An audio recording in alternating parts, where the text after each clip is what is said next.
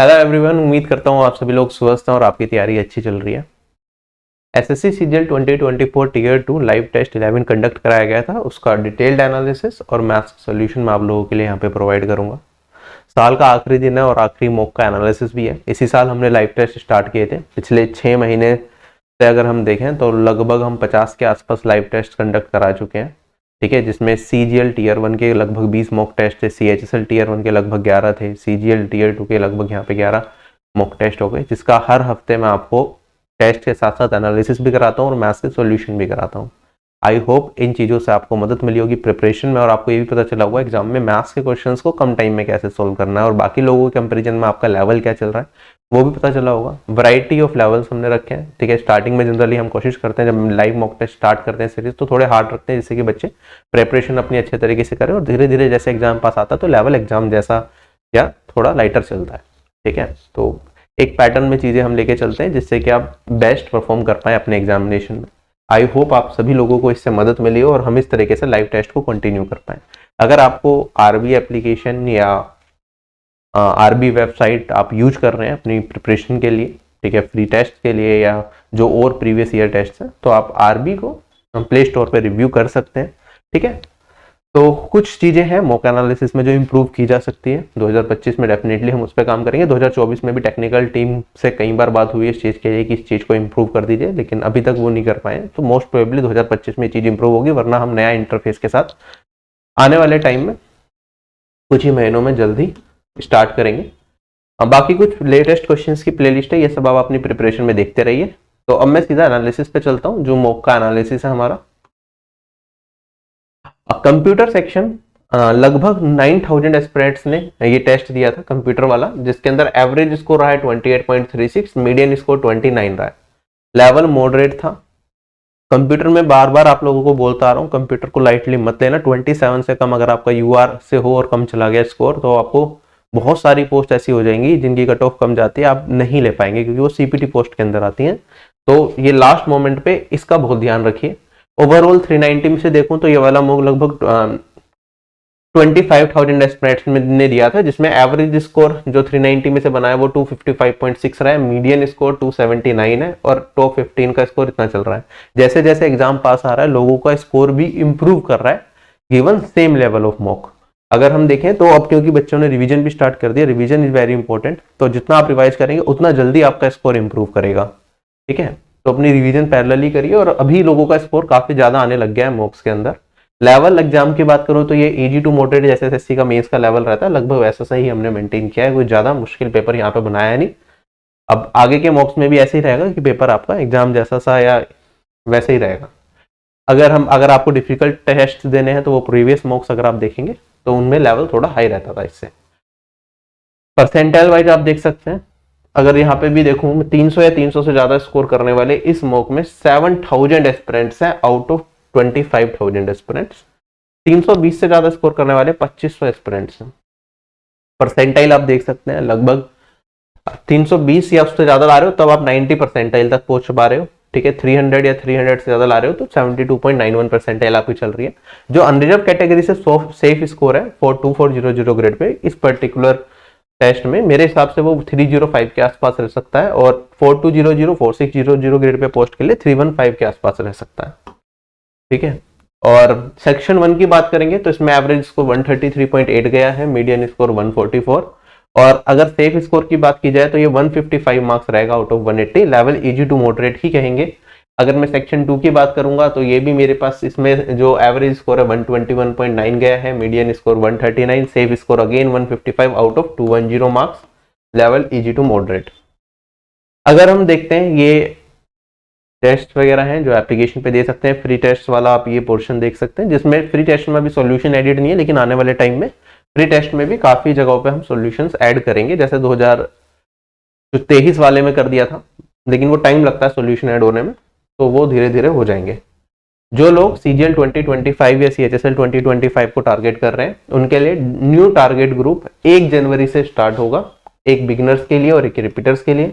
आप लोग एनरोल कर सकते हैं आरबी कोर्सेज में if you need extra assistance and dedicated guidance and complete classes, बिल्कुल बेसिक से हाई लेवल तक। और आप एग्जाम 10 कोड यूज करेंगे तो आपको 10% का एक्स्ट्रा डिस्काउंट भी मिल जाएगा। अब मैथ्स के सॉल्यूशन हम अपने स्टार्ट करते हैं। चलिए सॉल्यूशन हम स्टार्ट करते हैं। पहला क्वेश्चन हमारे पास, क्वेश्चन में कहता है एक पॉजिटिव इंटीजर प्राइम कहा जाता है जब वो सिर्फ अपने आप से या 1 से डिविजिबल हो। ठीक है, ये तो प्राइम नंबर की डेफिनेशन हो गई, आप सभी लोगों को पता है। नहीं भी देते तो कुछ फर्क नहीं पड़ता इसका। ठीक है, आगे बढ़ते हैं। के एक प्राइम नंबर है जो कि बड़ा है 5 से। के स्क्वायर प्लस 19 को अगर हम 12 से डिवाइड करें तो रिमाइंडर क्या होगा? बिल्कुल सिंपल सा सवाल भाई। अगर के मेरा 5 से बड़ा कोई भी प्राइम नंबर है तो अपनी मर्जी से रख लो। 5 के बाद कौन सा प्राइम नंबर आता है? 7। तो यहां पे रखूंगा 7। 7 square plus 19 divided by 12, 49। 68 divided by 12, क्या रिमाइंडर आएगा? आप कहेंगे सर 60 कट जाएगा, रिमाइंडर क्या बचेगा मेरे पास? 8 बचेगा। तो ऑप्शन नंबर ए करेक्ट हो गया। कुछ नहीं करना था इस क्वेश्चन में। बाकी लॉजिक क्या होता है इस क्वेश्चन को अगर बेसिक से करना है तो बेसिक से भी देख लो। देखो, हम कहते हैं एक नंबर जो प्राइम है ना, वो कौन सी फॉर्म लेगा? वो 6x प्लस माइनस 1 की फॉर्म लेगा अगर वो क्या है? 3 से बड़ा है। अगर कोई प्राइम नंबर मेरा 3 से बड़ा है तो वो क्या होगा? 6x प्लस माइनस 1 की फॉर्म लेगा। जैसे आप देखेंगे 5 हो गया, 6x माइनस 1, 7 हो गया, ऐसे 11 हो गया, x को अगर 2 रख दिया तो फिर 13 हो गया।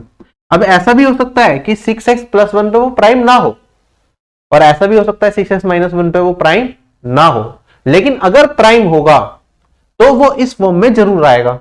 ठीक है, ये कंसेप्ट हम पढ़ के चलते हैं। तो अगर मैं यहां पे k को रिप्लेस कर दूं किससे? 6x प्लस माइनस 1 से, तो 6x प्लस माइनस 1 से मल्टीप्लाई, इसका स्क्वायर प्लस 19 डिवाइडेड बाई 12 करेंगे। तो आप इसे एक्सपेंड करेंगे तो 6x का होल स्क्वायर क्या आ जाएगा मेरे पास? 36x square. ठीक है, उसके बाद वैसे तो हमें एक्सपेंड करने की जरूरत नहीं है, रिमाइंडर कंसेप्ट में बताया, डायरेक्टली 12 से चेक करो। हमारे पास 6x का होल स्क्वायर कर लो या आगे बढ़ जाओ, वरना मैं एक्सपेंड करके दिखा देता हूं जिन लोगों को थोड़ी सी भी कंफ्यूजन है। तो 6x का होल स्क्वायर हो गया मेरे पास 36x स्क्वायर, प्लस माइनस 1 का होल स्क्वायर करूंगा तो 1 ही आएगा मेरे पास। फिर यहां पे प्लस माइनस दोबारा लिख लो 2ab, तो 2 इंटू में 6x इंटू में 1, तो मेरे पास कितना आ जाएगा? 12x। क्या यही बनेगा एक्सपेंड होके? और यहां पे प्लस 19 डिवाइडेड बाई 12 से तो भाई देखो ये भी 12 कट जाएगा, 12x है, प्लस में हो या माइनस में हो रिमाइंडर 0 मिलेगा। यहां पे ये 12 से कट जाएगा, रिमाइंडर 0 मिलेगा। तो मेरे पास बचा क्या? 1 प्लस 19। तो 1 प्लस 19 क्या बनेगा? यहां पे x का मान कुछ भी हो, हमेशा मेरे पास 1 प्लस 19 बचेगा रिमाइंडर में। 19 को 12 से डिवाइड करूंगा तो 7, तो रिमाइंडर क्या बचा? 1 प्लस 7 दैट इज 8। तो कोई भी प्राइम नंबर होगा 5 से बड़ा, उस केस में मुझे यहां पे रिमाइंडर इस फॉर्म में 8 ही मिलेगा। अगला सवाल मेरे पास कहता है सोनू और मोनू मिलके एक दीवार को 6 दिन में बना सकते हैं। मोनू और मोहन सेम दीवार को, मोनू प्लस मोहन के लिए mh लिख देता हूं, ये 12 दिन में बना सकते हैं। सोनू और मोनू ने 5 दिन तक काम किया, उसके बाद दोनों बीमार पड़ गए। रिमेनिंग काम मोहन ने किया और 10 दिन में काम को निपटा भी दिया। पूरे काम के 3600 रुपए दिए गए जो इन तीनों में आपस में बंटने हैं। तो हमें बताना है सोनू को टोटल कितने पैसे मिलेंगे। ठीक है, अब किस तरीके से करेंगे? सबसे पहले तो आप कहेंगे सर जिस रेशियो में उन्होंने काम किया होगा उसी रेशियो में पैसे भी बढ़ जाएंगे, तो हमें इन तीनों का इंडिविजुअल काम भी निकालना पड़ेगा। अगर मैं जब टाइम दे रखा हो तो टोटल वर्क क्या मान लेता हूं? इनका एलसीएम, तो टोटल वर्क मैंने कहा ये हो गया 12। सोनू और मोनू की एफिशिएंसी कितनी हो गई मेरे पास? 2, और मोनू प्लस मोहन की एफिशिएंसी कितनी हो गई मेरे पास? 1। सोनू और मोनू ने मिलके कितने दिन काम किया? इन्होंने 5 दिन काम किया। तो 5 दिन काम करेंगे तो टोटल काम कितना कर दिया? 10 कर दिया।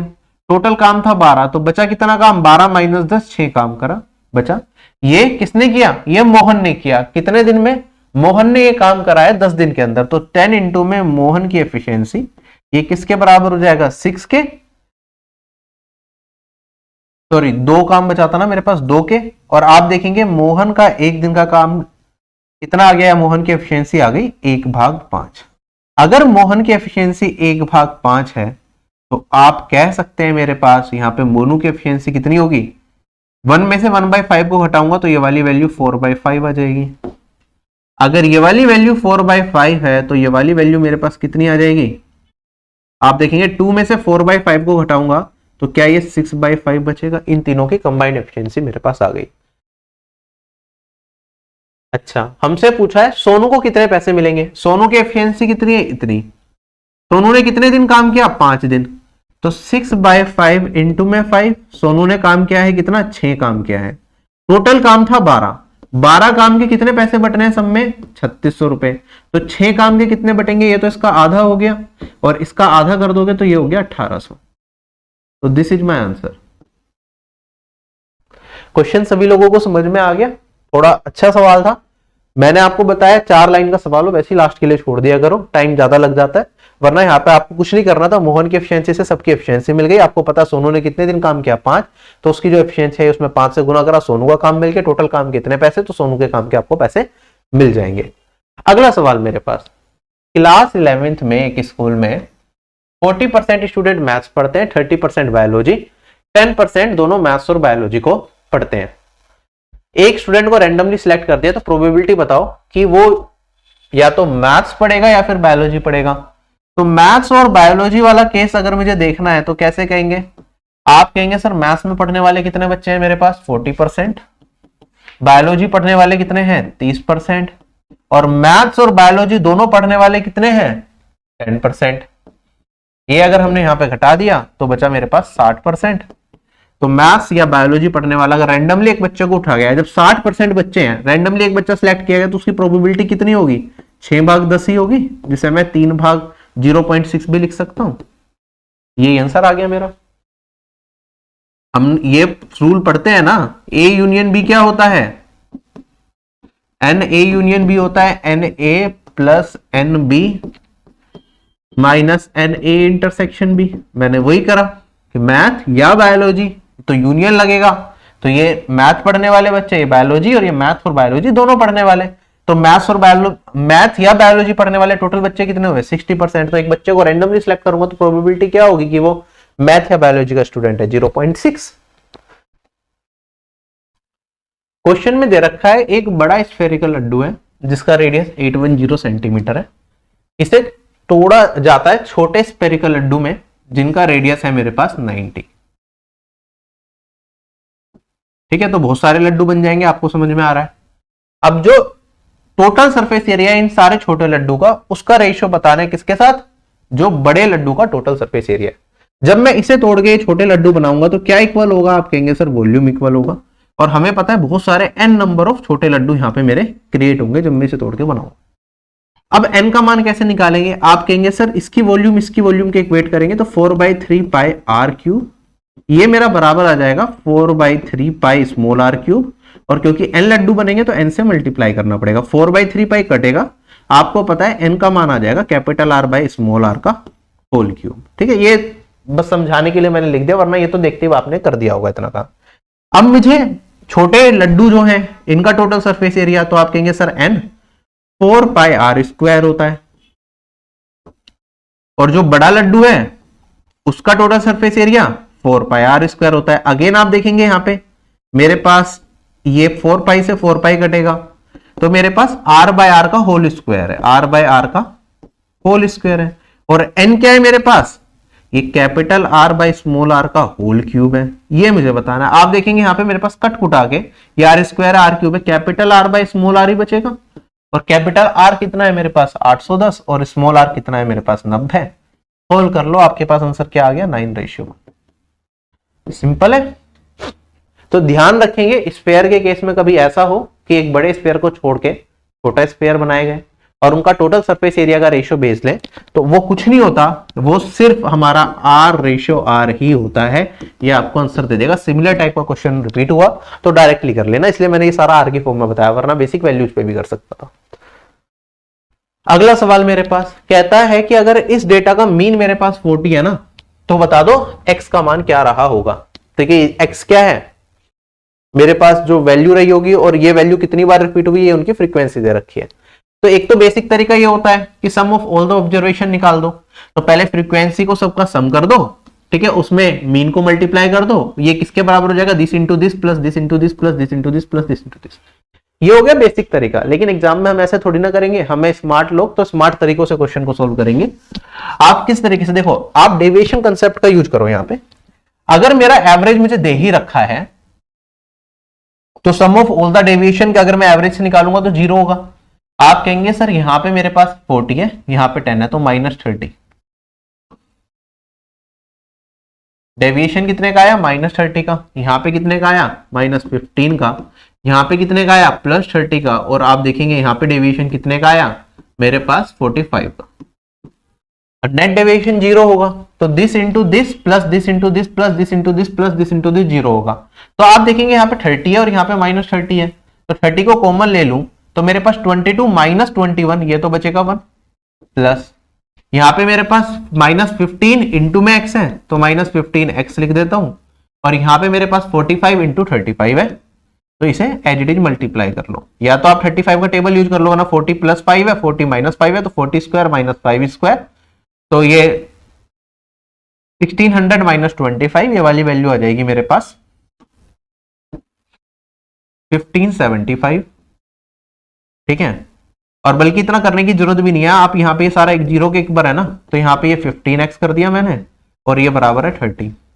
15 से काट दो, 2 जाएगा और 105, तो x का मान कितना आ गया, 107। देखो कैलकुलेशन बचानी अगर आपको नहीं आएगी ना, आप बेसिक मेथड से लगे रहोगे तो टाइमली पेपर नहीं सोल्व कर पाओगे।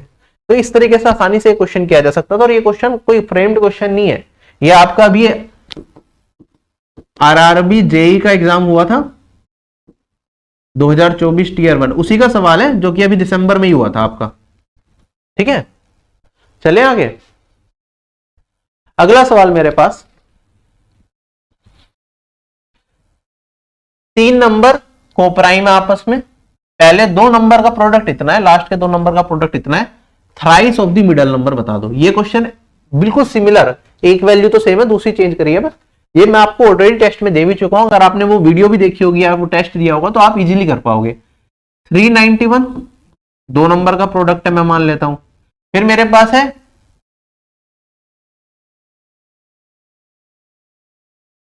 पहले 2 नंबर का प्रोडक्ट, लास्ट के 2 नंबर का प्रोडक्ट हमें दे रखा है यहाँ पे क्या, 943। हमें बताना है thrice of middle number, middle number जो है इसका 3 गुना। तो आप कहेंगे सबसे पहली बात तो कि जो मेरा आंसर होगा वो 3 का डबल डिविजिबल होगा, 3 से डिविजिबल होगा, तो 3 से काट दो 4 ऑप्शन को। ये आया 17, ये कटेगा ही नहीं 3 से। ये आया मेरे पास 23, ये कटेगा नहीं 3 से। तो इन दोनों में से आंसर होगा। अब देखो 17 और 23 में से ये आंसर होना चाहिए भी। ये किससे कट रहा है, 17 से या 23 से, किससे कट रहा है, और ये वाला जो दोनों से कट जाए वही मेरा आंसर हो जाएगा।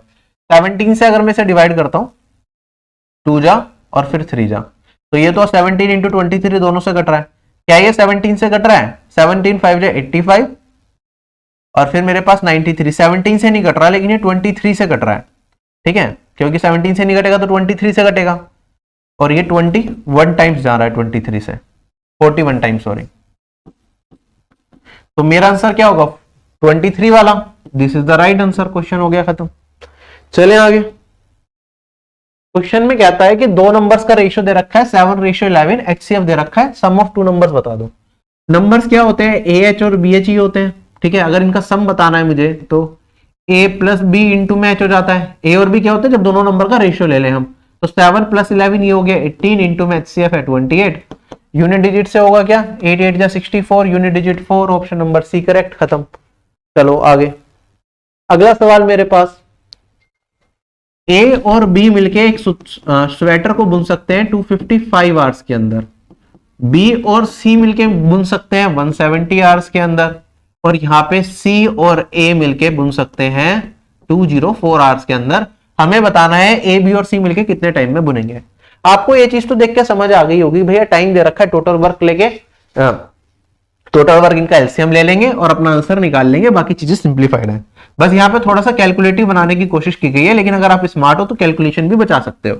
देखो 255 किसका मल्टीपल है, मुझे पता है 5 से तो कटेगा, बाकी पता नहीं किससे कटेगा, तो आप फैक्टर्स में स्प्लिट करना स्टार्ट करो।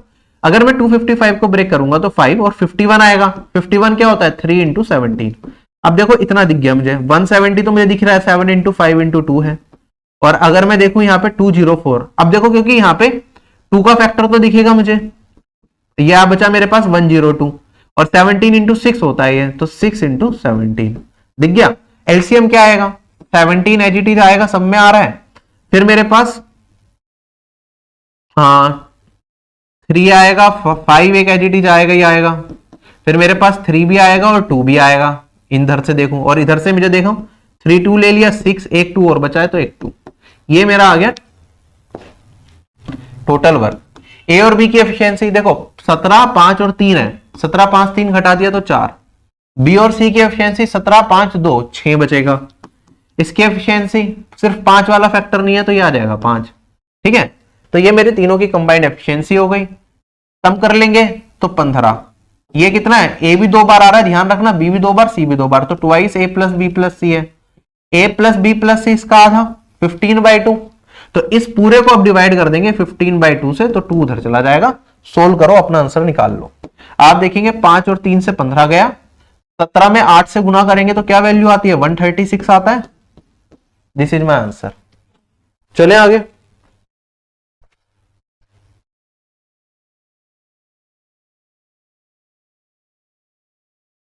देखो क्वेश्चन में कहता है अगर मेरे पास कुछ पैसे हैं जिसे मैं 2 साल के लिए कंपाउंड इंटरेस्ट में देता हूं 20% पर एनम के हिसाब से, तो हमें 482 रुपए ज्यादा मिलते हैं जब हम पैसे को हाफ ईयरली बेसिस पे कंपाउंड करते हैं इंस्टेड ऑफ ईयरली बेसिस। तो हमें बताना है कितने पैसे निवेश किए गए थे। आप कहेंगे सर 20% है, ठीक है, ईयरली बेसिस पे करूंगा तो 2 बार इफेक्टिव लगेगा मेरे पास, 20 और 20 2 बार लगेगा तो कितना होता है 44, वरना आपको फॉर्मूला भी पता है 20 प्लस 20 इंटू 20 डिवाइडेड बाय 100, तो इफेक्टिव इंटरेस्ट कितना हो गया 44% हो गया। अगर मैं हाफ ईयरली बेसिस पे लगाऊं तो एक साल का ब्याज अगर 20% है तो आधे साल का कितना होगा 20/2 डेट इज 10%। 10% आधे साल का, टोटल 2 साल है तो 4 साइकिल्स लगेंगी 10% की। तो इफेक्टिव कितना होगा आपको पता है, ये होता है 46.41%। कितनी बार हमने क्वेश्चंस में किया है। डिफरेंस कितना हो गया 2.41% का, 2.41% ही तो हमें दे रखा है 482 के बराबर। तो आप फिलहाल पॉइंट को भूल जाओ, आप ये देखो कि इससे ये पूरा 2 टाइम्स जा रहा है या नहीं जा रहा, 241 इंटू 482 इक्वल्स टू 482।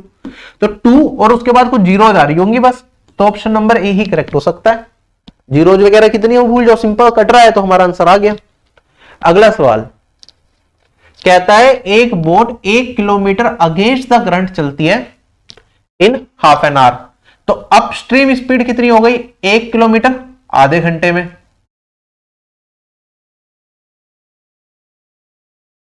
तो डिस्टेंस है 1 किलोमीटर, टाइम है आधा घंटा, तो अपस्ट्रीम स्पीड हो गई मेरे पास यहां पे 2 किलोमीटर पर आवर। ऐसे ही कहता है कि 3 kilometre in the direction of current जाते हैं 30 मिनट के अंदर, तो डाउन स्ट्रीम स्पीड कितनी होगी 2 किलोमीटर जा रहे हैं 30 मिनट के अंदर ही, मतलब आधे घंटे के अंदर ही, तो 4 kilometre per hour. 8 kilometre still water में जाने में कितना टाइम लगेगा, तो स्टिल वाटर में हम स्पीड क्या मानते हैं x मानते हैं, स्पीड ऑफ स्ट्रीम y मानते हैं, तो x माइनस वाई तो अपस्ट्रीम स्पीड होती है और x प्लस वाई मेरी डाउन स्ट्रीम स्पीड होती है। हमें 8 किलोमीटर स्टिल वाटर में जाने में कितना टाइम लगेगा, वो होगा 8/x। सोल्व करो, x निकालना है तो वो क्या होता है इन दोनों का एवरेज होता है, तो 2 और 4 का एवरेज कितना आएगा 3, x की जगह रख दिया हमने 3, तो ये क्या आ जाएगा मेरे पास 2 आवर्स। फिर 2/3 आर किसके बराबर होता है 40 मिनट के, तो 40 मिनट, यही आंसर है। चले आगे। अगला सवाल मेरे पास कहता है 3 कंटेनर है मेरे पास जिनकी वॉल्यूम का रेशियो इतना है, पेट्रोल और कैरोसिन का रेशियो इनमें दे रखा है, पेट्रोल रेशियो कैरोसिन 3:1 पहले में, दूसरे में 3:2 और तीसरे में 5:1। ठीक है, ये तीनों के तीनों कंटेनर एक बड़े कंटेनर में डाल दिए जाते हैं, तो हमें बताना है जो कैरोसिन और पेट्रोल का रेशियो होगा 4th कंटेनर में वो क्या होगा। ध्यान से पढ़ना है, यहां पे पेट्रोल रेशियो कैरोसिन है, यहां पे कैरोसिन टू पेट्रोल पूछा है। तो कैसे करेंगे आप देखिए, यहां पे इस कंटेनर की कैपेसिटी कितनी है मेरे पास 4 रेशियो, इसकी कैपेसिटी कितनी है 5 रेशियो और इसकी दे रखी है यहाँ पे 6 रेशियो। अगर मैं नॉर्मल चेक करूं तो 3 + 1 4 रेशियो, 3 + 2 5 रेशियो, 5 + 1 6 रेशियो। रेशियो तो ऑलरेडी मेंटेन है, कोई मेहनत करने की जरूरत ही नहीं है, काम मेरा यही खत्म हो गया। कैरोसिन अगर देखें तो 1 + 2 + 1 कैरोसिन हो गया 4। पेट्रोल कितना है 3 + 3 + 5 11, 4 रेशियो 11 मेरा इस क्वेश्चन का आंसर है। क्वेश्चन खत्म, ठीक है, कोई कैलकुलेशन नहीं है, ठीक है। बाकी ये चीज मैंने लिख दी, वरना जब हम पढ़ते हैं क्वेश्चन को तो हम देखते हुए चलते हैं भाई 4 रेशियो 5 रेशियो 6 दे रखा है, यहाँ पे ये 4 ही है, यहाँ पे ये 5 है, यहाँ पे ये 6 ही बन रहा है। तो हम क्या करेंगे 1 + 2 + 1 4 कैरोसिन हो गया और 11 मेरा पेट्रोल हो गया। 4 ratio 11 is my answer. Done है, बस जल्दबाजी में गलती मत कर देना, 11 रेशियो 4 मत मार्क करके आ जाना। इसलिए हमेशा बोलता हूं क्वेश्चन की लास्ट लाइन जरूर रीड करो अच्छे तरीके से। अगले सवाल पे चले। Which of the following cannot be the probability of an event? इनमें से कौन सी एक इवेंट की प्रोबेबिलिटी नहीं होती? प्रोबेबिलिटी आपको पता है एक इवेंट की लेस देन इक्वल्स टू 1 होती है और ये ग्रेटर देन इक्वल्स टू 0 होती है। ये कंडीशन होती है हमारे पास प्रोबेबिलिटी की। क्या नेगेटिव में कभी प्रोबेबिलिटी सुनी है आपने? नहीं, तो ये नहीं हो सकता। ये मेरा 15% तो 0.15 ही है, ये 0.66 है, ठीक है। तो ये भी हो सकती है, ये भी हो सकती है, ये भी हो सकती है। चले आगे, सिंपल सवाल अगेन। 2 10 30 अपॉन में 1 + 10 स्क्वायर 30 किसके बराबर होगा? भाई फॉर्मूला होता है sin 2 थीटा होता है 2 10 theta divided by 1 + 10 square theta. अगर ये फॉर्मूला लगा दोगे तो आपको पता चल जाएगा। ये क्या हो जाएगा, मेरे पास थीटा है यहाँ पे 30, तो 2 × में 30 ये हो जाएगा 60, sin 60। अगर नहीं पता तो भाई कोई दिक्कत नहीं है, 10 30 की वैल्यू तो सबको पता है ना, पुट कर दो, सोल्व करके वैल्यू निकलेगी। आप फिर चेक करो किससे मैच कर रही है और आप देखेंगे sin 60 से मैच कर जाएगी। वरना फॉर्मूला पता होना चाहिए, ये बेसिक फॉर्मूला है। कहता है एक क्लॉक है, उसमें एक तो मिनट हैंड होता है, एक आपका आवर हैंड होता है। अगर मैं मिनट हैंड की बात करूं तो उसकी लेंथ हमें दे रखी है यहां पे 14 सेंटीमीटर। 5 मिनट में कितना एरिया स्वैप किया जाएगा? अच्छा, तो आप देखेंगे, मान लो ये यहाँ पे अभी 1 पे है, 5 मिनट में कहां पे जाएगी? 2 पे जाएगी, इस तरीके से। और टोटल कितने होते हैं? 12 तक होते हैं ना यहाँ पे हमारे चल चल के ऐसे कंटिन्यूअसली। तो 5 मिनट में कितना एरिया स्वैप होगा ये बताओ। तो आप देखो बेसिक से पूरा करने की जरूरत नहीं। आप कहोगे सर पूरा अगर सर्कल मारना होता तो एरिया कितना होता? πr²। तो एरिया कितना होता? पाई को अगर 22/7 लिख दो इंटू में 14 स्क्वायर, क्या यही होता है एरिया?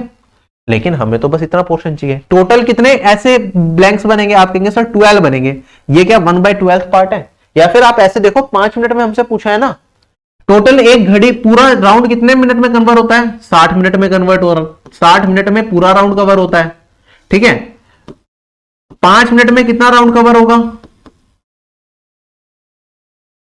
तो आप कहेंगे सर ये हो जाएगा मेरे पास 1/12, ठीक है। 12 से डिवाइड कर दो इसे, तभी तो 5 आएगा। तो ये आ गया 1/12। तो एरिया का 1/12 हिस्सा मुझे चाहिए, तो इंटू में 1/12। अच्छा, πr², ये वाली वैल्यू किसके बराबर होती है? अगर आपको पता हो, जब रेडियस 14 होता है तो एरिया कितना होता है? 616 याद करके रखते हैं, 616 डिवाइडेड बाय 12। सोल्व करो डायरेक्टली, 5 जा 1 जा, फिर बचेगा 4/12 दैट इज 1/3, तो 0.33, 51.33 निकाला। अच्छा, ये काट के इन्होंने दिखा रखा है 4 से काट के, तो 4 से काटोगे तो 154 आएगा, नीचे 3 आएगा, कोई दिक्कत नहीं है। वरना सोल्व कर लो आगे जाके, 143 को 3 से डिवाइड करोगे तो आपको वैल्यू मिल जाएगी। माइंड हमेशा ओपन रखना है क्वेश्चन करते टाइम, जिससे कि कम से कम टाइम में आंसर आए। जैसे ये वाला सवाल है, ए बी और सी, इनकी सैलरी का रेशियो दे रखा है 2:3:5 2018 के अंदर। अब होता क्या है, 2019 में इंक्रीमेंट मिलता है 10%, 15% और 20% का। 2020 में ए को इंक्रीमेंट मिलता है सिर्फ 20% का। तो हमें बताना है कि इनकी सैलरीज का रेशियो क्या होगा। देखो 2019 और 2020 में सिर्फ ए को मिल रहा है, लेकिन 2019 में सबको मिल रहा है। अब यहाँ पे 10%, 15% और 20%, अगर मैं इसमें बढ़ाऊंगा तो पॉइंट में वैल्यू चली जाएगी। और ए का तो पहले मुझे यहाँ पे 10% बढ़ाना है, फिर यहाँ पे ए को मुझे 20% और बढ़ाना है। तो हम वैल्यूज को इस तरीके से माने कि दोनों कट जाएं। अच्छा, 10% क्या होता है मेरा? 1/10 होता है। 20% क्या होता है मेरा 1/50 होता है, 1/5 होता है, तो यहाँ पे 1/50, तो मुझे यहाँ पे ए का मान ऐसा कुछ रखना है जो 50 से कट जाए, चीजें आसान हो जाए। तो ये 2 है, एक काम करो ना, 2 जीरो लगा दो इसमें, 200 बन गया, इधर भी 2 जीरो लगा दो, इधर भी जो जीरो, तो इंटीजर वैल्यूज में रह जाएगा। अब यहाँ पे मेरा ये 10% अगर बढ़ेगा तो 10% कितना होगा 20, तो 220 हो गया। ये कितना बढ़ा 15%, 3 इंटू 15 45, तो 345, 15 बढ़ा दिया। 20%, 5 दूनी 10, तो बढ़ेगा 100 बढ़ा देंगे तो 500 जमा 100 600। अब ये हमें कितना और बढ़ाना है, ये बढ़ाना है 20% और, तो 20% 22 इंटू 2 44, इसमें बढ़ा दूंगा तो 264 हो जाएगा। ये 345 ही रहेगा और ये मेरा 600 ही रहेगा। ठीक है, अब आप देखो ये वाली वैल्यू किससे कर सकती है। मैं 4 ऑप्शंस भी देख रहा हूं, यहां पे कुछ इस तरीके से ऑप्शंस दे रखे हैं। क्या आंसर आएगा मेरा? 3 से ये सारी वैल्यू कटती हुई दिख रही है मुझे, अगर मैं 3 से काटूं, ठीक है, सम ऑफ डिजिट से मैंने चेक करा, तो 88 1 15 और 150, 88 115, 3 से काटूंगा 200, सॉरी, ये ऑप्शन नंबर सी जा रहा है, यही आंसर है। ठीक है, अगला सवाल मेरे पास, एक जॉइंट फैमिली है जिसमें 4 ग्रैंड पेरेंट्स, 4 पेरेंट्स और 8 कजन है। कितने लोग हैं? 4 ग्रैंड पेरेंट्स, 4 पेरेंट्स और 8 cousin. Average age grand parents की है 74, पेरेंट्स की है 58 और कजन्स की है मेरे पास 22। तो हमें बता दो पूरी फैमिली की एवरेज एज क्या होगी। तो एवरेज का बेसिक क्वेश्चन आ गया, ये नंबर है और ये एवरेज है, तो हमें पता है एक्चुअल जो एवरेज होगा वो नंबर्स पे डिपेंड नहीं करता, उनके रेशियो पे डिपेंड करता है। तो आप रेशियो ले लो, ये 1:1 कितना आ जाएगा 2, 4 से काट दिया। अब हमें एवरेज निकालना है, डेविएशन कंसेप्ट लगाने का कुछ ज्यादा फायदा मुझे लग नहीं रहा यहाँ पे होगा, तो आप बेसिक से कर लो। तो 1 into this and 2 into this, तो मेरे पास यहाँ पे ये आएगा 44, इसमें जोड़ूंगा तो 102 और ये इसमें जोड़ूंगा तो 176, डिवाइडेड बाय कितने हो गए 4, तो कितना हो गया मेरे पास 44 एवरेज एज आ रही है। खत्म हो गया क्वेश्चन। ठीक है, चले अगले सवाल पे। क्वेश्चन में कहता है एक आर्टिकल का कॉस्ट प्राइस इतना है, एमआरपी कितना होना चाहिए जिससे कि 20% डिस्काउंट देने के बाद भी हमें 90% का प्रॉफिट हो। आपको पता है कॉस्ट प्राइस एमआरपी को जोड़ने वाली कड़ी होती है क्या? Selling price. कॉस्ट प्राइस पे प्रॉफिट और एमआरपी पे डिस्काउंट हमें क्या देता था? सेलिंग प्राइस दे देता है। तो मैंने कहा यहाँ पे कॉस्ट प्राइस दे रखा है 2100, हमने क्या करना है, हमें प्रॉफिट कमाना है 90%, तो कितने का बेचेंगे? 190% का, मतलब 19/10 का बेचना है हमें। एमआरपी है, कितना डिस्काउंट देना है? 20% का देना है, तो मतलब इसका 4/5 पे बेचना है, या 8/10 कर लो सीधा का सीधा, क्योंकि 10 से 10 कट जाएगा। एमआरपी का मान बताना है, तो 10 से 10 एलिमिनेट होगा। अब आप ध्यान से देखिए, देखो 8 क्या इसे काट पाएगा? देखो 4 से तो 2 जीरो वाले कट जाएगा 25, लेकिन फिर भी मेरे पास 2 बच जाएगा, तो मेरी मेहनत बढ़ेगी। तो बेटर है, क्योंकि 8 से वैसे भी मुझे सोल्व करना आसान आता है, कैलकुलेशन कोई मुश्किल नहीं लगती। पहले इन दोनों को मल्टीप्लाई कर दो, 21 इंटू 19 करूंगा तो क्या आएगा? 20 + 1 20 - 1 400 - 1 दैट इज 399। ठीक है, उसके बाद 2 जीरो, अब इसे 8 से डिवाइड कर लो, तो मेरे पास यहाँ पे एमआरपी का मान आ जाएगा 8 से डिवाइड करके 4 जा 79, 9 जा 78 जा 67 जा 0.5, 4987.5। This is my answer. चलें आगे। बाकी ऑप्शंस भी बहुत ज्यादा दूरी पे थे, तो आप डायरेक्टली भी देख सकते थे। ये वाली वैल्यू लगभग इसके बराबर है 40,000 के, ये 8 है, 8 से काटूंगा तो लगभग क्या आएगा? 5,000 के आसपास आंसर आएगा। ये तो बहुत ज्यादा दूर है, सबसे 5,000 के आसपास आंसर है, तो ऑप्शन नंबर डी है, तो यही आएगा अप्रोक्सीमेटली।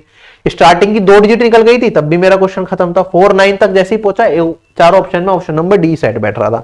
चल अगला सवाल कहता है, एक होलो सिलिंड्रिकल आयरन पाइप है जिसका इंटरनल और एक्सटर्नल रेडियस हमें 14 और 21 दे रखा है। तो कुछ इस तरीके का हमारा पाइप रहा होगा, हाइट दे रखी है 14, हर तरफ से इसे पेंट करना है, तो हमें बताना है एरिया टू बी पेंटेड। अच्छा, तो कौन कौन सा एरिया पेंट होगा? जहां मैं लाइन बना रहा हूं ध्यान से देखना, अगर होलो है तो ये भी पेंट होगा, ये भी पेंट होगा। ठीक है, ये वाली रेंज भी पेंट होगी, ये वाली रेंज भी पेंट होगी। ठीक है, तो कर्व सरफेस एरिया आउटर का, कर्व्ड सरफेस एरिया इनर का, है ना। उसके अलावा ये वाला रीजन, क्योंकि बीच में तो होलो है, यहां तो खाली है, कुछ नहीं होगा, और एक ये वाला रीजन। तो बड़े वाले सर्कल के एरिया में से छोटे वाले सर्कल का एरिया, बड़े वाले सर्कल के एरिया में से छोटे वाले सर्कल का एरिया। तो अगर मैं फॉर्मूला में लिखता हूं तो आप कहेंगे sir 2 pi are capital R और एच हाइट तो सेम है, 2 पाई स्मॉल आर और हाइट तो सेम है, और फिर प्लस, क्योंकि दो बार है ये वाला एरिया जो चाहिए, तो 2 पाई कैपिटल आर स्क्वायर, ये पूरा दो बार ले लिया, फिर उसमें से 2 पाई छोटे वाला ये अंदर वाले सर्कल ये हटा लिया। तो अगर मैं ध्यान दूं इस पूरी इक्वेशन में, देखो मुझे रेडियस भी गिवन है और मुझे हाइट भी गिवन है। क्या है, रेडियस भी गिवन है, हाइट भी गिवन है, दोनों तो सारे इंटीजर वैल्यूज में है। तो पाई मेरा बाहर कॉमन आ जाएगा, और आप देखेंगे पाई होता है 22/7, और 22 को ब्रेक करते हैं तो 11 × 2। तो मुझे, क्योंकि कैलकुलेशन देखो बड़ी है, वरना मैं एकदम अगर मुझसे खाली पूछा होता कि एक सिलेंडर है उसका कर्व सरफेस एरिया बताओ, तो मैं कभी भी 11 से डायरेक्टली चेक नहीं करता, क्योंकि मेरा टाइम वेस्ट हो सकता है। लेकिन भाई इस क्वेश्चन में कैलकुलेशन हमारी काफी ज्यादा है, ठीक है। ये पूरा लिखना, सिंप्लीफाई करना, कैलकुलेट करना, इट मे टेक टाइम। तो हम 11 के डिविजिबिलिटी रूल से एक बार जरूर देखेंगे कि क्या एक ऑप्शन हो रहा है, दो ऑप्शन। अगर दो ऑप्शन मिल जाते हैं 11 के डिविजिबिलिटी रूल से, तो वो हमारा टाइम वेस्ट होगा और हमें पूरा भी चेक करना पड़ेगा। टाइम कम है तो इस क्वेश्चन में डायरेक्टली करें, और ये फॉर्मूला लिखने की ये सब जरूरत नहीं है दिखने के लिए। ये चीज जब आपको सारी चीज इंटीजर में दिख रही है, आपको सारे फॉर्मूलाज बाय टिप्स याद भी है, तो आप देखेंगे हमें जो चीजें चाहिए वो सारा कर्व में आ रहा है या नहीं। आप देखेंगे ये वाला पोर्शन भी कर्व में है पूरा का पूरा, और ये भी कर्व में है, और ये भी कर्व में है सिलेंडर के केस में। तो जब कर्व पोर्शन है और उसका एरिया पूछा है हमसे कर्व का, तो आपका पाई आएगा, पाई आएगा मतलब 11 का मल्टीपल होगा ही होगा।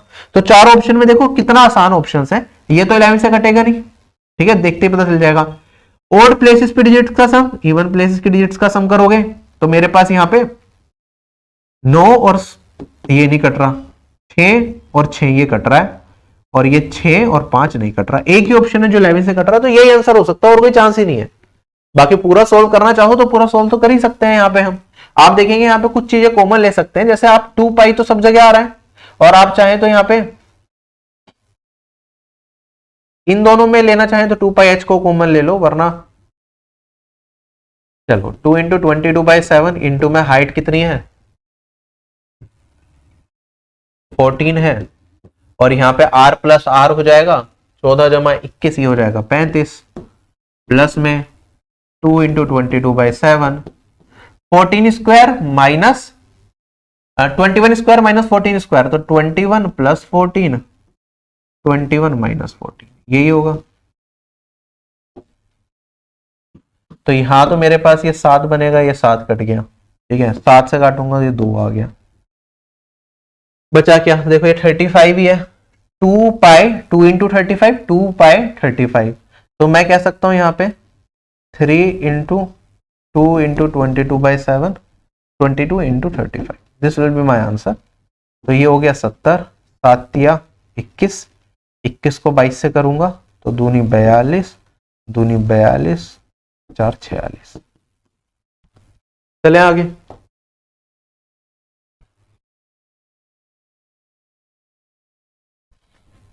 एक आइटम के मैन्युफैक्चर पे एक आदमी 12% गेन करता है, होलसेलर 10% गेन करता है, और रिटेलर 15% गेन करता है। हमें बताना मैन्युफैक्चरर का कॉस्ट प्राइस क्या होगा अगर इसका रिटेल प्राइस है इतना। देखो रिटेल प्राइस क्या होता है, मैं आपको कंसेप्ट समझाने की कोशिश करता हूं, ठीक है। एक होगा मैन्युफैक्चरर जो किसी भी वस्तु को बनाएगा, ठीक है। सपोज करो ये पेन है, ठीक है, एक मैन्युफैक्चरर है जिसने ये पेन को बनाया, फैक्ट्री में पेन बना, फैक्ट्री ने आगे बेचा होलसेलर को, जो बड़ी बड़ी बल्क में पेन खरीदते हैं होलसेलर को बेचा, ठीक है। होलसेलर ने आगे जो गली मोहल्ले में दुकान होती है छोटी, उन्हें बोलते हैं रिटेलर्स, रिटेलर्स को बेचा, और रिटेलर्स से आता है कस्टमर के पास, ठीक है। तो कस्टमर को जो भी आर्टिकल पड़ता है वो रिटेल प्राइस में मिलता है, ठीक है।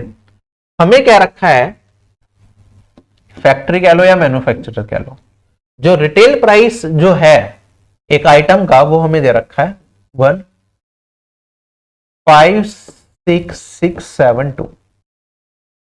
मैन्युफैक्चरर का प्राइस मैंने मान लिया M है, ये बताना है मैन्युफैक्चरर कितना कमाता है इसे बेचने पे 12%। तो होलसेलर को कितने का पड़ा होगा, इस पे 12% लगा देंगे तो आप कहेंगे सर 27 भाग 27 नहीं 28 भाग 25, यही आएगा। अब होलसेलर बेचेगा रिटेलर को 10% के गेन पे, तो कितने का बेचेगा, 11 भाग 10 का, और रिटेलर को भी 15% कमाना है तो कितने का बेचेगा, 23 भाग 20 का। और ये मेरा जो रिटेल प्राइस है इसके बराबर हो गया। सोल्व करके बताओ आंसर क्या हो। अब ऑप्शंस भी दे रखे हैं 4, आप ध्यान दीजिए यहां पे मेरे पास क्या वैल्यू निकल के आएगी। अगर मैं थोड़ा सा काट भी लू यहाँ पे, तो जैसे यहाँ पे ये कट जाएगा 4 से, तो ये वाला आ जाएगा 7 और ये वाली वैल्यू आ जाएगी 5, और तो कुछ नहीं कट रहा ना, ठीक है इधर। पर अगर आप ध्यान देंगे, अब जो ये वाला पार्ट है मेरा, जो भी आंसर होगा मेरा, क्योंकि ये इधर जाएगा, ठीक है, ये ऊपर कुछ नहीं काट पा रहा, तो जो आंसर होगा मेरा 5 इंटू 25 इंटू 10, तो ये 1250 से डिविजिबल होगा, है ना आंसर जो भी होगा। और इसमें भी आप देखें इवन नंबर आ रहा है 2, तो इसमें 2 से भी मल्टीप्लाई कर दो, तो आप कहेंगे सर जो भी आंसर होगा वो 2500 से मल्टीपल होगा, ठीक है, इसका फैक्टर होना चाहिए।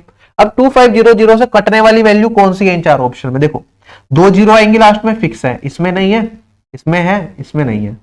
अब उसके बाद भी 25 से करना चाहिए, 2 जीरो हटा दो, तो लास्ट 25 का डिविजिबिलिटी रूल कहता है लास्ट की 2 डिजिट 25 से कटे, तो 0 0 तो कट जाएगा, 45 कटेगा क्या, नहीं कटेगा, तो यही आंसर। चलूं क्या आगे अब मैं, ठीक है, तो थोड़ा सा बस कैलकुलेशन बचा सकते हो अगर कुछ चीजों को आप ध्यान रख लो करते टाइम।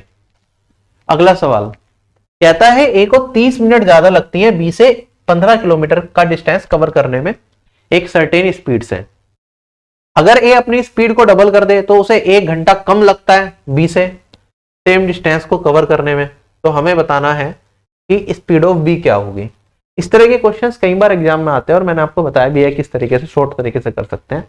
जब भी यहाँ पे ए को पहले बी से कंपेयर कर रहे हैं, फिर ए के डबल को बी से कंपेयर कर रहे हैं ना, तो आप ए के रिस्पेक्ट में सारी चीजें लेते हुए चलो, ठीक। मैं कहता हूं यहां पे ए ओल्ड वर्सेस ए न्यू, हमने क्या करा है, ए की स्पीड को क्या कर दिया, डबल कर दिया, तो पहले 1 था तो अब कितना हो जाएगा 2, तो टाइम कितना लगेगा, अगर मेरा सेम डिस्टेंस कवर करना है, डिस्टेंस कांस्टेंट है, तो इनवर्सली प्रोपोर्शनल हो जाएगा, और मैं कहूंगा यहाँ पे 2:1, जितना टाइम पहले लगता था अब उसका आधा टाइम लगेगा। अब देखते हैं यहाँ पे क्या दे रखा है, कहता है 15 किलोमीटर का डिस्टेंस है और ए को 30 मिनट ज्यादा लगते हैं बी से कवर करने में अगर वो नॉर्मल स्पीड से चले, तो मैं कह सकता हूं कि बी को मान लो टी टाइम लगता है सेम डिस्टेंस को कवर करने में, तो ए को ओरिजिनल स्पीड से कितना लगेगा, 30 मिनट ज्यादा बी से। 30 मिनट को आधे घंटा लिख सकता हूं क्योंकि आर में लेंगे क्योंकि किलोमीटर में है। ए ने स्पीड डबल कर दी तो उसे 1 घंटा कम लगेगा, तो ए की न्यू स्पीड में क्या होगा, उसे बी का टाइम अगर टी है तो t-1 ये टाइम लगेगा। हम कंपेयर ए जीरो और ए एन को कर रहे हैं, तो इनका डिफरेंस कितना हो गया, आप कहेंगे सर 1.5 घंटे का डिफरेंस आ गया। 1.5 घंटा किसे रिप्रेजेंट करेगा, यहां पे आप देखेंगे टाइम का डिफरेंस है 1:1, तो ए को अपनी नई स्पीड से कितना टाइम लगेगा, 2:2 इंटू में 1.5 कर दूंगा, तो मेरे पास आएगा यहां पे ए की ओल्ड स्पीड से, सॉरी ए जीरो, तो यहां पे लगेंगे इसे 3 घंटे, तो ये तो मेरा 3 घंटे को रिप्रेजेंट कर रहा है। तो आप ये बताइए कि बी को कितना टाइम लगेगा, t प्लस 1/2 3 है, तो t कितना हो गया 2 1/5 या फिर 2.5 आर। हमें बताना बी की स्पीड क्या है, तो डिस्टेंस कितना ट्रेवल करना है हमें 15 किलोमीटर, कितने टाइम में बी कर रहा है 2.5, तो 15 divided by 2.5 it will be 6।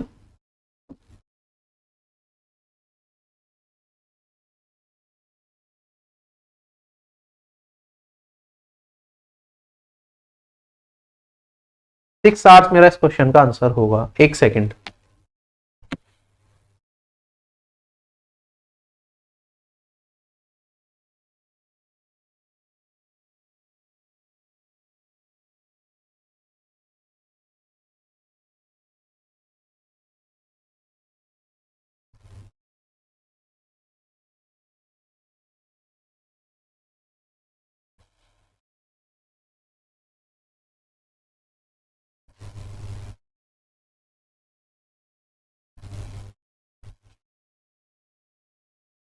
Six hours सही आंसर होगा। 4 ऑप्शन एक बार देख लेना, कोई ना कोई एरर है इसमें, तो 6 will be the right answer. ठीक है, चलते हैं अगले सवाल पे। कहता है द वैल्यू ऑफ रूट में 4 माइनस रूट 7 प्लस दिस, ये बता दो क्या होगी। रेशनलाइजेशन का सवाल है, कैसे करते हैं। सबसे पहले हम इनर मोस्ट ब्रैकेट को सोल्व करेंगे, इसे रूट से बाहर निकालने की कोशिश करेंगे। तो ये 19 प्लस 2 रूट 84। अब क्या करते हैं, 2 को स्किप करते हैं और रूट 84 जो ये वाला पार्ट है इसे दो इस तरीके से फैक्टर्स में स्प्लिट करते हैं कि उनके स्क्वायर का सम तो ये आ जाए और उनका प्रोडक्ट आ जाए 84। तो वो क्या हो सकता है कि उनके स्क्वायर का सम ये आए और प्रोडक्ट आए रूट में 84। तो आप यहां पे देखो क्या क्या वैल्यू में आप ब्रेक कर सकते हो। आप कहेंगे सर स्टार्टिंग से लेके चले रूट 1 और रूट 84, ठीक है, मैं बेसिक कंसेप्ट के साथ चल रहा हूं कि पहला ये हो सकता है। आप कहेंगे सर रूट 2 और रूट 42 हो सकता है, लेकिन स्क्वायर का सम अभी भी ज्यादा आ रहा है। फिर और आगे ब्रेक करो कि रूट 4 और रूट 21, अभी भी क्या हो रहा है, ये ज्यादा जा रहा है, स्क्वायर का सम करूंगा 19 से ज्यादा आ गया। फिर और किससे कटेगा, बीच में 3 भी था, रूट 3 और रूट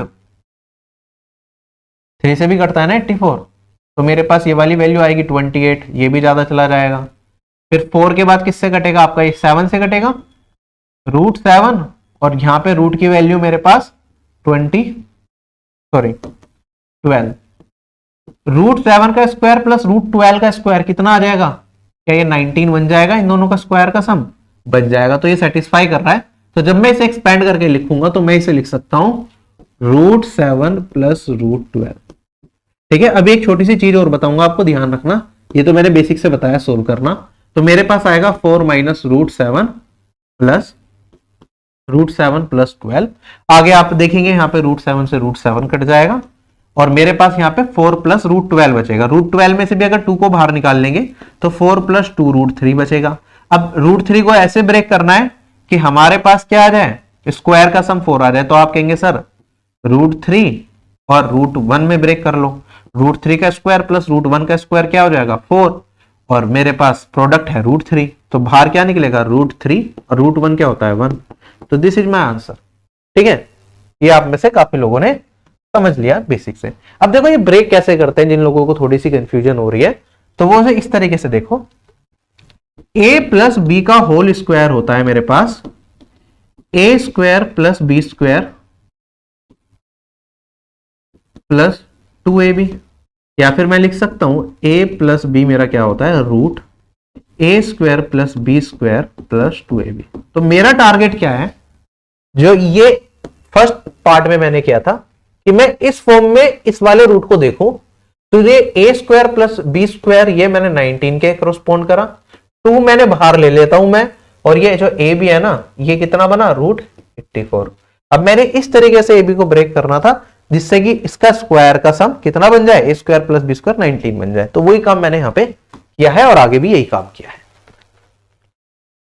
चलेंगे आगे, सभी लोगों को क्लियर। बाकी जब मैं इसे सोल्व कर रहा था मैंने ये सारे स्टेप्स आपको समझाने के लिए लिखे, लेकिन जब आप क्वेश्चन में देख रहे हैं कि हमें पता है कि ये सोल्व करूंगा और सिंप्लीफाई होगा, कुछ इस तरीके की वैल्यू बचेंगी मेरे पास, है ना, तो मतलब ये परफेक्ट स्क्वायर है, इससे बाहर कुछ निकलेगा ही निकलेगा, और फिर इधर भी सोल्व करना है। यहां पे मुझे 4 भी दे रखा है और माइनस का रूट 7 दे रखा है ना। तो अब चांसेस क्या है कि मेरे पास जब मैं सिंप्लीफाई करूंगा तो इनमें से हो सकता है एक वैल्यू मेरी क्या हो जाए, एलिमिनेट हो जाए। एलिमिनेट क्यों हो जाए, क्योंकि जब दो वैल्यूज में मेरे पास यहां पे रिजल्ट बचेगा तभी तो मैं रूट से कोई चीज को बाहर निकाल पाऊंगा और सॉल्व करूंगा ये मेथड यूज करके। तो मेरे पास अगर दो वैल्यूज में बचना है तो एक चीज एलिमिनेट होगी, और वो चीज कौन सी एलिमिनेट होगी अब बताओ। यहां पे अगर प्लस का साइन है तो रूट से बाहर जो वैल्यू निकलेगी दोनों के बीच में साइन क्या होगा, प्लस का होगा, और यहां पे एक में मेरे पास माइनस का साइन है, तो चांसेस है जो ये वाली वैल्यू है ये एलिमिनेट होगी। तो मेरा जो एक फैक्टर बनेगा ना 84 में वो एक 7 का मल्टीपल होगा। तो आप देखो 7 से अगर मैं 84 को ब्रेक करता हूं तो ये होता है 7 इंटू 12, तो रूट 7 और रूट 12, और आप देखेंगे ये मैच भी कर गया मेरा इससे 19 से। अगर इतना आप सोच पाए तो चीजें आसान होती चली जाएंगी आपकी, और ये चीजें कब से आएंगी, सिखाने से नहीं आएंगी, प्रैक्टिस से आएंगी। चलूं क्या आगे अब मैं, ये अच्छा सवाल है, एसएससी सीरियल 2020 या 2021 टीयर वन में पूछा गया था। क्वेश्चन में कहता है एक विलेज की प्रेजेंट पॉपुलेशन इतनी है, मेल इंक्रीज करे 25% और फीमेल इंक्रीज करी 15%, तो पॉपुलेशन बन गई मेरी कितनी, इतनी। हमें बता दो different in the present population of male and female, male और फीमेल की प्रेजेंट पॉपुलेशन का डिफरेंस बता दो। जब डिफरेंस पूछे तो मॉड्यूलस में पूछ रहा है, किस तरीके से करेंगे आप ध्यान दीजिए यहां पे। एक्चुअली मेरी पॉपुलेशन कितनी इंक्रीज हुई है आप देखेंगे यहां से, इस वाली वैल्यू में से इस वाली वैल्यू को अगर मैं घटाऊंगा तो 8 है, फिर 42 में से 28 को घटाऊंगा तो मेरे पास यहाँ पे 14 बचेगा, और 18 में से घटाऊंगा तो 3। ठीक है, तो मेरी पॉपुलेशन इंक्रीज हुई है इतनी, तो मैं कह सकता हूं ये किसके बराबर है, मेरे पास 25% मेल, बेसिक से अगर मैं करूं तो 25% मेल प्लस 15% फीमेल के बराबर है, इतनी बड़ी। और मेरे पास मेल प्लस फीमेल कितना दे रखा था, ये दे रखा था 15280। मुझे मेल माइनस फीमेल निकालना है, तो मैं कैसे निकाल सकता हूं। अब देखो जब डिफरेंस पूछे ना इन दोनों का एग्जैक्टली, तो ये 25 है, ये 15 है, इन दोनों की मिडल वैल्यू क्या है, 20 है मेरे पास, 20% होगा ना मिडल वैल्यू। अगर मैं यहां पे ऊपर 20% से मल्टीप्लाई कर दूं, और इसे ओरली करना भी सिखाऊंगा, अभी आपको तो डायरेक्ट कर रहा हूं मैं, 20% से मल्टीप्लाई कर दूं और इधर भी 20% कर दूं, तो आप देखेंगे अब मैं ऊपर वाले में से नीचे वाले को घटा दो या नीचे वाले में ऊपर वाले पे, डिपेंड करता है कौन सा बड़ा है। तो मेरे ख्याल से नीचे वाले में से ऊपर वाले को घटाना ठीक रहेगा, ठीक है, क्योंकि ये वाली वैल्यू मेरे ख्याल से बढ़ी जाएगी इस वाली वैल्यू से। तो ऊपर वाले में नीचे वाले में से ऊपर को घटाया, तो मैंने कहा 5% ऑफ मेल माइनस फीमेल, ये किसके बराबर आया।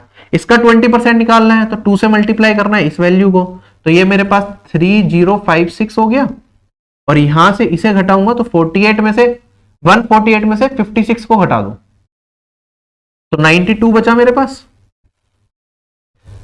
5% ऑफ मेल माइनस फीमेल इतना है, 100% बताना है तो इसमें 20 से मल्टीप्लाई और इसमें भी 20 से मल्टीप्लाई, 192 इंटू 2 184 और 0। दिस इज द कैलकुलेशन कि हम इस तरीके से इस क्वेश्चन को करेंगे। कहता है शरद ने अपने पैसे जो कि 30,000 है 2 स्कीम में निवेश करें एक्स और वाई में सिंपल इंटरेस्ट पे। रेट ऑफ इंटरेस्ट 10% है एक्स पे और वाई पे है 2%। टोटल इंटरेस्ट 2 सालों में मिला इतना, तो कितने निवेश किए गए थे स्कीम एक्स में। 2 साल का इंटरेस्ट है 3000, तो 1 साल का कितना होगा 1500। 1500 इसका कितना परसेंट है 5%, तो इफेक्टिव इंटरेस्ट कितना मिला 5% का। सोल्व कर लेंगे तो ये 5 और ये 3:5 में पैसे निवेश करे होंगे स्कीम एक्स और वाई में। सम कितना आया 8 किसे रिप्रेजेंट करता है 30,000 को, तो हमें बताना है स्कीम एक्स 3 का मान क्या होगा। तो आप कहेंगे सर पहले तो इसे 8 से डिवाइड करेंगे और फिर 3 से मल्टीप्लाई कर देंगे। 8 से अगर देखो 1000 को अगर मैं 8 से डिवाइड करता हूं, इसे ऐसे भी लिख सकता हूं, 1000 को 8 से काटूंगा तो ये वाली वैल्यू आएगी 125। 1 रेशियो कितना हो गया मेरे पास 30 इंटू 125, 3 रेशियो कितना हो जाएगा 90 इंटू 125। तो मेरा जो आंसर है वो 9 से कटेगा, 125 से कटेगा, लास्ट में 0 आएगी, तो लास्ट में 0, फिर 125 से कटेगा तो ये तो कटेगा लास्ट की 3 डिजिट 125 से, बाकी कहीं भी लास्ट की 3 डिजिट 125 से नहीं कट रही, तो ये आंसर ठीक है।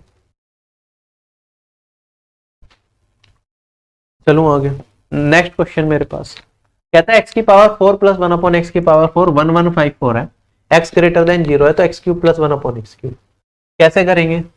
आपको पता है पहले एक्स प्लस 1 अपॉन एक्स तक जाना पड़ेगा, तो यहाँ पे भी +2 और यहाँ पे भी +2 और रूट कर दोगे, x square plus 1 upon x square 1156 34 का स्क्वायर होता है। फिर x प्लस 1 अपॉन एक्स पे जाने के लिए +2 और फिर से रूट, तो x प्लस 1 अपॉन एक्स कितना आ गया मेरे पास root 36 that is 6। x greater than 0 है तो पॉजिटिव होगा, तो पॉजिटिव प्लस पॉजिटिव ही लेना पड़ेगा वरना प्लस माइनस 6 आता। ये 6 है, x प्लस 1 अपॉन एक्स 6 होता है, तो x cube plus 1 upon x cube क्या होता है 198, ये तो हमने याद किया हुआ है, तो यही आंसर हो जाएगा। वरना फॉर्मूला होता है मेरे पास v स्क्वायर माइनस 3, सोल्व कर लोगे तब भी आपको ये मिल जाएगा। x प्लस 1 अपॉन एक्स अगर v होता है तो x cube plus 1 upon x cube v into में v स्क्वायर माइनस 3 होता है।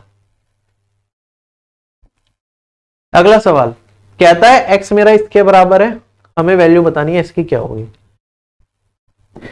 एक इक्वेशन है, 2 वेरिएबल है, एक वेरिएबल का मान कुछ भी मान सकते हो। जनरली हम एंगल को अपनी मर्जी से मानते हैं और यहाँ पे ऑप्शंस भी x की फॉर्म में है, तो हम एंगल को साइन और कोस दे रखा होता है, जनरली क्या मानते हैं एंगल को 0 या 90, क्या मान है जिससे कि हमारी इक्वेशन बिगड़े ना। अगर मैं मान लेता हूं एंगल को से साइन है ऊपर तो जीरो नहीं बनाते एक्स को, तो ए को 90 कर लो। अगर ए को 90 करा तो एक्स कितना आ जाएगा मेरे पास, 2 अपॉन में 1 प्लस 1 2, डेट इज एक्स आ गया 1। ठीक है, अब चारों ऑप्शन एक बार देख लो अलग अलग आंसर दे रहे हैं या नहीं दे रहे, वरना टाइम लगेगा हमारा। फिर एक्स को 1 रखा तो 1/2 1 1, और यहां पे हमारे पास 2। तीन डिफरेंट आंसर दे रखे हैं, देखते हैं क्या आ रहा है हमारे पास। ए को 90 रख दिया तो ये तो जीरो है, कुछ फर्क नहीं पड़ा। ये 1 प्लस 1 ये बन गया 2 डिवाइडेड बाई 2, ये आ गया 1। फंस गए यहाँ पे, या तो ये होगा या ये होगा। ये x के बराबर ही होगा या 1/x के बराबर होगा।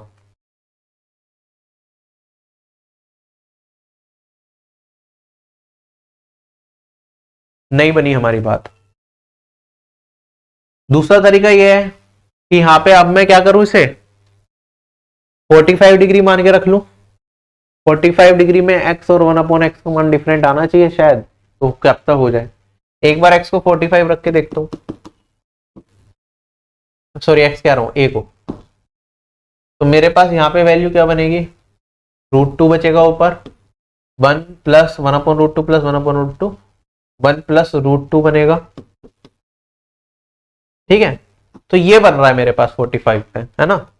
और यहां पे अगर मैं अपोजिट करूंगा तो अलग हो जाएगा, मुझे पता आंसर आएगा तो इन दोनों में से, और ऊपर वाले तो ये तो कट चुके हैं। अब यहाँ पे 45 करूंगा तो ये दोनों कट जाएंगे, तो 1 बचा, 1 प्लस 1 डिवाइडेड बाय, और 1 प्लस साइन तो 1 प्लस 1/√2, तो √2 प्लस √2 ऊपर और √2 प्लस 1 इधर। ठीक है, तो √2 प्लस 1 सेम आ रहा है, तो ये तो x के बराबर ही आ गया ना। ठीक है, तो मेरा ऑप्शन नंबर बी क्या हो जाएगा, करेक्ट हो जाएगा। तो वैल्यू पुटिंग से कर सकते हैं हम इस तरीके से। बाकी बेसिक से तो आपको सॉल्यूशन में भी डाला गया था, और बेसिक से देखो एग्जाम में दिमाग काम करे ना करे, हम सारी चीजों को सिंप्लीफाई कर पाए ना कर पाए, रिस्क रहता है। इसलिए वैल्यू पुटिंग से हमें पता है आंसर आना ही है, तो हमने इस तरीके से देख लिया। ये सवाल बहुत ही आसान है, आपको एक a माइनस 1/a4 दे रखा है, a प्लस 1/a बताना है। तो ये किसके बराबर हो जाएगा, रूट के अंदर माइनस से प्लस में जा रहे हैं, तो इसका स्क्वायर प्लस 4, यही करते हैं हम, तो 20 डेट इज 2√5, यही आएगा। दिस इज माई आंसर, खत्म। चले आगे। अगला सवाल हमारे पास अगेन ट्रिग्नोमेट्री का है, फिर देखने में थोड़ा अजीब सा लग रहा है। कहता है sec a -1 divided by sec a + 1 की होल पावर n दे रखा है, और यहाँ पे cosec a - cot a, तो हमें बताना है n का मान क्या होगा। चार ऑप्शंस भी दे रखे हैं। अब देखो फिर से मेरे पास एक इक्वेशन है, दो वेरिएबल है, कुछ भी मान लो अपनी मर्जी से। कोसेक और कोट साथ में दे रखे हैं, सेक भी दे रखा है, तो हम 0 और 90 को अवॉइड करेंगे। इजीएस्ट वैल्यू क्या है, 45 डिग्री। 45 डिग्री यहां पे रख के देखेंगे और उससे देखेंगे एन का मान क्या आ रहा है। चार ऑप्शन में जो सेटिस्फाई करेगा आंसर आ गया। तो ए को मैंने रख दिया यहां पे 45, तो सेक ए क्या होता है √2, तो √2 - 1 डिवाइडेड बाय √2 + 1 की पावर n, और इधर अगर मैं सोल्व करूं तो ये √2 - 1 है। अब आप इसमें सबसे पहले तो रेशनलाइज करेंगे, तो रेशनलाइज में क्या करना होगा हमें, थोड़ा बड़ा कर देता हूं, √2 - 1 और यहाँ पे √2 - 1 यही करूंगा, तो √2 का होल स्क्वायर -1 का होल स्क्वायर, तो नीचे तो आ गया 1, ऊपर √2 - 1 की होल पावर n, और ये किसके बराबर है, √2 - 1 के बराबर है। यहाँ पे स्क्वायर था, पावर क्या होगी, दो बार है ना, तो 2n हो जाएगा पावर। तो 2n किसके बराबर आ गया, 1 के। अगर 2n 1 के बराबर है तो n क्या आ गया, 1/2 हो गया। क्वेश्चन हो गया खत्म, 1/2 इज 0.5। अगला सवाल हमारे पास कहता है एक ट्राइंगल है एबीसी,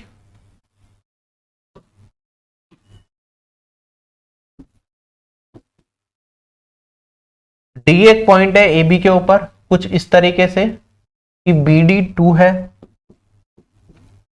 और डी ए 3 है। ओके,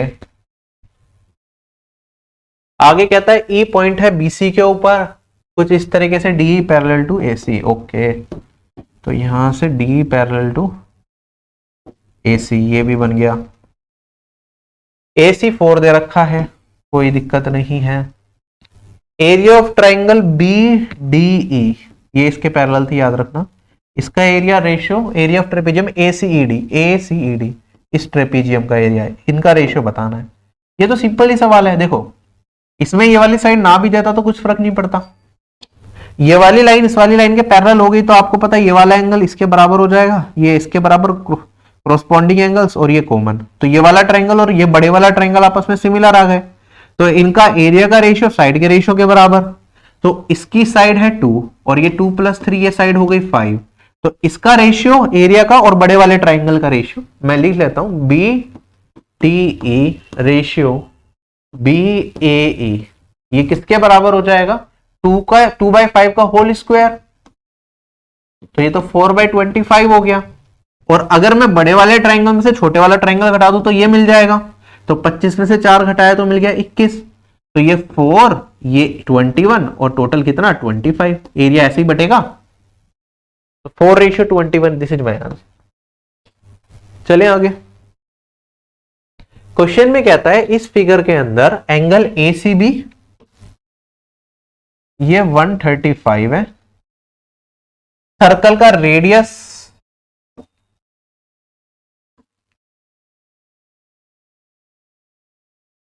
ये हमें दे रखा है 2√2,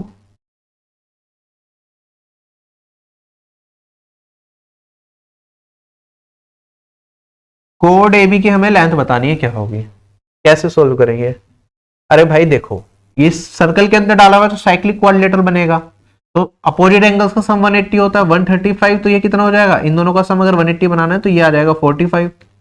अगर ये 45 है तो अब मेरे लिए चीजें बहुत ही आसान हो गई, अगर मैं इसे यहां से भी मिला दूं तो ये मेरा क्या है, सर्कम सेंटर। सेंटर पे जो ये कोड AB जो सेंटर पे एंगल बनाएगी उसका आधा बनेगा ना मेजर सेगमेंट पे, तो ये 45 है, तो ये 45 × 2, ये बन गया मेरे पास 90। अब भाई देखो ये 90 डिग्री एंगल हो गया, ये 2√2, ये भी रेडियस 2√2, तो हाइपोटेनियस क्या होगी, राइट एंगल आइसोसेलेस ट्रायंगल बन गया। जब 90 डिग्री एंगल हो तो ये होता है रेडियस √2, क्या होता है ये रेडियस √2, तो ये हो गया 2√2 × √2, तो ये हो गया 4। विदाउट पैन करने वाला सवाल था ये, एक एक स्टेप आप मन मन में कर सकते थे कि 135 से भाई 45 आएगा, ये यहां से ये 90 आएगा, 2√2 है तो √2 टाइम्स करना पड़ेगा 4। चलें आगे। अगला सवाल प्रोबेबिलिटी का थोड़ा ठीक सा डालने की कोशिश करी कि जो सिर्फ बेसिक बेसिक पढ़ के जा रहे हैं उन्हें थोड़ी दिक्कत आए। देखो क्वेश्चन में क्या कहता है, एक कंपनी का 70% सक्सेस रेट है in producing defect free widgets, widgets मतलब गैजेट्स हो गया या कोई भी चीज प्रोडक्ट हो गया, उनका 70% सक्सेस रेट है प्रोड्यूस करने का। उन्होंने सपोज करो एक दिन में 10 विजेट प्रोड्यूस करे, तो प्रोबेबिलिटी क्या होगी कि एग्जैक्टली 7 जो प्रोड्यूस किए जाएंगे वो डिफेक्ट फ्री होंगे। ठीक है, तो देखो 70% सक्सेस रेट का मतलब क्या है, प्रोबेबिलिटी ऑफ सक्सेस क्या है 7/10 है। प्रोबेबिलिटी ऑफ फेलियर की बात करूं, ये क्या है मेरे पास 3/10 है। कोई भी एक प्रोडक्ट अगर बनाया जा रहा है, कंपनी ने बनाया कि 10 प्रोडक्ट बनाते हैं हम, आप बता दो कि 7 एग्जैक्टली क्या होंगे डिफेक्ट फ्री होंगे उसकी प्रोबेबिलिटी। तो कुछ बच्चे तो क्या करेंगे, सर 10 बनाए हैं 7 हमें डिफेक्ट फ्री चाहिए, यही तो प्रोबेबिलिटी है विनिंग की, तो भैया ये तो हर बार ही होगा, और आंसर कर देंगे प्रोबेबिलिटी मार्क 1, और ये हो जाएगा पूरी तरीके से गलत। आपको पूरे कंसेप्ट को ध्यान से समझना पड़ेगा। CGL 2022 या 23 में इसमें भी बिल्कुल इस कॉन्सेप्ट पे क्वेश्चन आया था, जिसमें गन शॉट वाला क्वेश्चन था कि 5 में से 10 बार सही शॉट करता है, तो अगर 10 ट्रायल दिए गए तो प्रोबेबिलिटी क्या होगी कि उसके 10 के 10 लग जाए। तो कुछ इस तरह की चीजें होती हैं। जब इस तरह का सवाल हमारे पास होता है तो इसमें बाइनोमियल डिस्ट्रीब्यूशन हमें यूज करना पड़ता है। देखो फॉर्मूला होता है बाइनोमियल डिस्ट्रीब्यूशन का, Px = k, ठीक है, ये n यहां पे ये c है, फॉर्मूला सही से बनानी, NCk p⁻k और 1 - p⁻n-k, ठीक है। अब देखो यहां पे चीजें क्या क्या है, k रिप्रेजेंट करता है कि कितनी बार हमें सक्सेस चाहिए, ठीक है।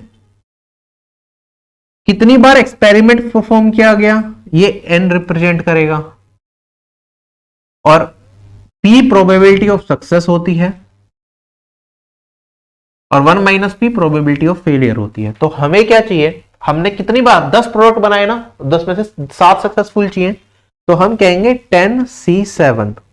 कितने चाहिए, 10 में से कोई 7 सक्सेसफुल प्रोडक्ट यूज करने हैं हमें, ठीक है। कोई भी प्रोडक्ट है, हमारी कंडीशन क्या है, 7 सक्सेसफुल चाहिए, तो सक्सेस होने की प्रोबेबिलिटी कितनी है, 7/10 है, और फेलियर होने की प्रोबेबिलिटी कितनी है, 3/10 है। टोटल कितने आउटकम्स हैं, 10 हैं। हमें सक्सेस कितनी बार चाहिए, 7 बार चाहिए, तो फेल कितनी बार होगा, 3 बार, तो 3 बार हमें फेलियर वाला केस चाहिए।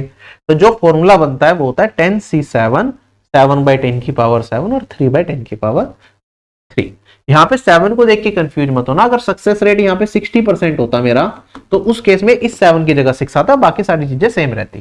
तो अब 10C7 को अगर सिंप्लीफाई करेंगे तो 10 इंटू 9 इंटू 8, ठीक है, 10 में से 7 को घटाया तो 3 वैल्यूज लिख ली, और यहाँ पे हम 3 फैक्टोरियल लिख लेंगे।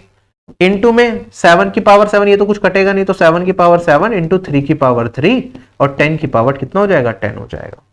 तो यहाँ पे अगर 3 फैक्टोरियल को सिंप्लीफाई करूं तो ये 6 होता है, 9 से काटूंगा 3, 2 और 2 से काटूंगा तो ये 4, तो ये 120 इंटू में 7 की पावर 7 इंटू 3 की पावर 3 डिवाइडेड बाई 10 की power 10। This will be my answer. और ये चीज अगर आपको समझनी है कि कैसे होता है, ये बाइनोमियल वाली मैंने वीडियो अलग से डाली हुई है यूट्यूब पे प्रोबेबिलिटी की, इसमें एक एक चीज को बिल्कुल बता रखा है कि ये फॉर्मूला कैसे बना, चीजें किस तरीके से काम करेंगी, आप वहां पे अच्छे तरीके से देख सकते हैं, ठीक है।